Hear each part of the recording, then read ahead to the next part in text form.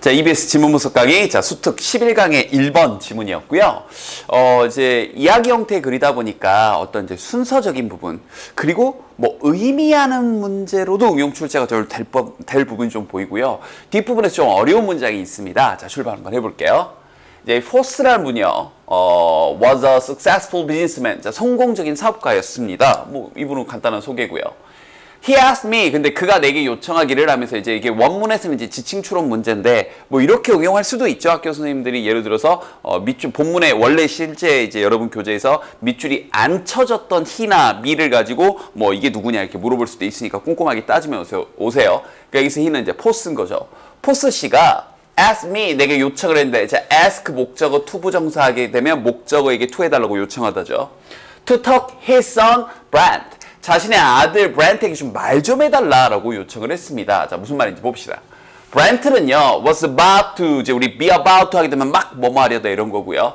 was about to graduate from college. 이제 막 대학을 졸업하려고 하는 상황이었고, 그리고 하면서 이렇게 병렬이 되고 있는 거죠. 이렇게. 됐죠?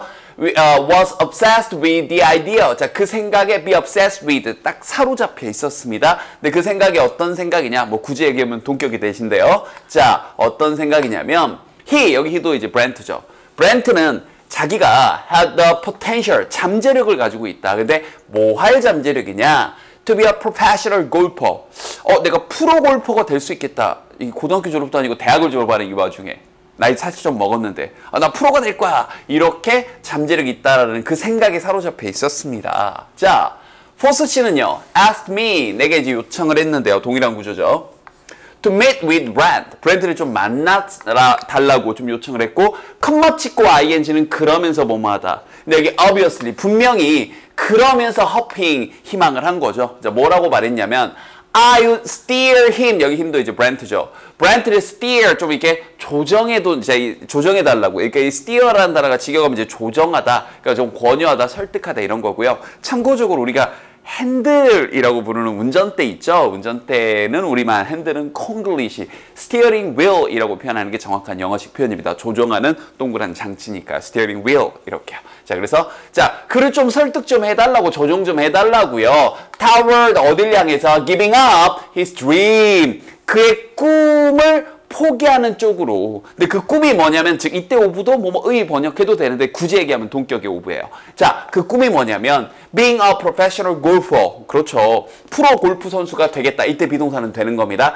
되겠다라는 그의 꿈을 좀 포기하는 쪽으로 그를 좀 조정을 해달라, 설득을 좀 해달라. 이걸 바라면서 나한테 좀 만나달라고 한 거죠. 자, 그런데요. After singing Brent. 이제 이런 식으로 글의 흐름이 이렇게 쭉 변하는 거니까 순서 문제는 게 얼마나 좋아요. 그죠? 그래서 이제 요청대로 브랜트를 만나고 나서 보니까 이제 글의 흐름이 쫙 다음 상황이 나오는 거죠. I met with Post. 자, 브랜트를 만난 후에 아버지인 포스를 만난 거예요. 그럼 여기다 이제 포스 자리에 him, 여기다가 브랜트 자리에 him 이런 거 넣어놓고 뭐가 브랜트고 뭐가 포스냐 이렇게 응용 출제할 수도 있다고요. 내용 잘 보시면서 쫓아오세요. 포스를 만났고요. And suggested 살짝 암시를 했습니다. 자, suggest는 제안하다 라는 뜻도 있죠. 근데 뭔가를 암시하다, 넌지시 보여주다 이런 뜻이 있어요. 그래서 여기 이 부분을 가지고 어법 문제로 응용 출제하실 수 있는 부분이 좀 있는데 일단 해석 먼저 할게요. 자, 암시했습니다. 넌지시 알려줬습니다. 이때 he도 브랜트죠. 브랜트가 had too much to lose. 잃기에는 너무 많은 걸 가지고 있다. 그걸 지금 포기하기에는 재능이 너무 뛰어나다라고 좀 넌지시 알렸습니다. 이고 여기다가 had냐, have냐 이렇게 물어볼 수 있습니다. 이게 뭐냐면요. 이 suggest가 여기 본문에서 쓰인 것처럼 암시하다, 뭔가를 넌지시 알리다, 보여주다 이 뜻도 있지만 여러분 원래 알고 있는 그 뜻 뭐예요? 제안하다의 뜻도 있잖아요. 그죠? 근데 이 제안하다의 뜻으로 쓰일 때는 that 다음에 주어 다음에 뭐 해야 한다고 제안하다 그래서 이렇게 동사 원형을 쓰는 구조. 근데 이 should가 많이 생략되거든요. 이걸 우리가 문법적으로 뭐라고 부르냐면 당위성의 should라고 부릅니다. 혹시 그 부분 처음 듣는 친구들은 또 유튜브에서 포마 당위성의 should 보고 오세요. 그럼 그 당위성의 should를 아는 친구들이 헷갈릴 수 있겠죠. 뭐야, 이 suggest 나왔으니까 여기 should 생략됐네. 그럼 여기가 had가 아니라 have를 써야겠다 그러면서 막할 수 있다고요. 여기서는 다시 한번 suggest가 제안하다가 아니라 암시하다, 넌지시 보여주다. 그러니까 이게 이 구조가 아닌 거라고요. 알겠죠? 이런 거 응용 출제될 수 있습니다. 자, 계속 갈게요. 그리고 이 문장이 별표 좀 쳐놓을까요? 여러분들 가장 까다로웠던 문장입니다. 글쓴이도 의도를 한 것 같아요. 출제자 하신 분도요. 자, 이 부분에 대해서는 이미 또 강의 준비를 해놨습니다. 가정법인데요. 유튜브에서 포마 가정법 보고 오시고요. 아직도 가정법의 기초가 안 돼 있다면 보고 오셔야 됩니다. 일단 가정법에서 가장 중요한 건 시제일치입니다. 잊지 마세요. 가정법에서 가장 중요한 건 뭐 현재 사실의 반대 이게 아니라 그냥 시제일치예요. 즉 미리 좀 잡아드릴게요. 여기 if, brand, were 하고 이게 과거 동사가 나왔으니까 컴마 찍고 뒤에 나오는 이 부분에서 조동사의 과거 형태 그냥 이렇게 시제만 맞춰주면 됩니다. 만약 브렌트가 뭐 한다면 그는 뭐 할 거다 이렇게요. 알겠죠? 자, 그 다음 이제 좀 천천히 만약 브렌트가 were deprived of the chance 그 chance를 빼앗긴다면 자, 이 deprive도 정확하게 뒤에서 구조가 또 나오니까요. deprive는 원래는 이렇게 씁니다. deprive A, O, B라는 형태로 쓰여요. A에게서 B를 빼앗다. 근데 이걸 수동으로 바꾼 게 우리 책에 나온 거죠. 어떻게 된 거예요? 이 목적어를 주어 자리로 보내서 A는 be deprived, 빼앗긴다. of B 이렇게. 그래서 deprived of라는 표현이 그래서 나오는 거예요. 그래서 브렌트가 만약 그 기회를 빼앗긴다면 여기 과거 동사 뭐 할 기회냐? to see. 이때 see는 보다가 아니라 뭐 알다 정도. 뭐인지 아닌지를 알아볼 기회. 그러면 이 뒤에 나와 있는 if가 만약에가 아니라 뭐인지 아닌지 whether의 뜻입니다. 아, 여기 if는 만약에가 아닌 거라고 이런 거 헷갈린다고요. 알겠죠?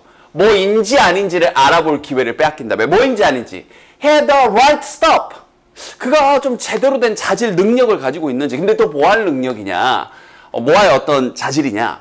to become a pro golfer. 프로 골프 선수가 될 만한 그런 자신이 그런 재능이 있는지를 알아볼 뭐인지 아닌지를 알아볼 그 기회를 빼앗긴다면 he would never know 그는 결코 알지 못할 겁니다. 가정법 시제일치 계속 연결되어 있습니다.